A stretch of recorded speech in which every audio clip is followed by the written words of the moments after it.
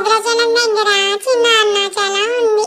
అక్కడ మా మమ్మీకి మోక్ష మార్గం కనిపించింది. ఎవరో చెప్పారంట ఈ బొక్కలో దూరితే మంచిది అని. ఇంకేముంది, మా మమ్మీ నాకేసి అలానే చూస్తుంది. ఆ బొక్కలో నన్ను తోద్దామని ఫిక్స్ అయింది. నేనేమో ఎద్దు తంతుందని భయపడి గుర్రం చాటును దాక్కున్నట్టు నేను పోయి మా తాత చాటును దాక్కున్నా. అయినా వదిలేలా లేదు.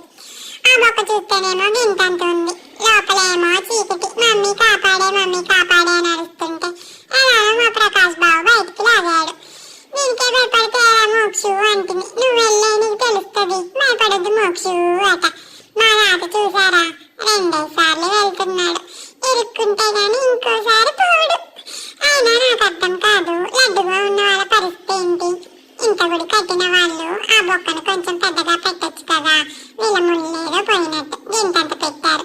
లోపలికి పోతే బయటికి వస్తామో లేదో అన్నట్టు ఉంది. ఇరుక్కుంటే 2 కాళ్ళు పట్టుకొని లాగేలా ఉంది. దీనికి ఒక లాజిక్ ఉంది అంటే ఫ్రెండ్స్, పక్కకి పడుకొని వస్తే ఈజీగా వచ్చేస్తారట. మా మమ్మీ చూసారా, ఎలానో కష్టపడి వచ్చేసింది.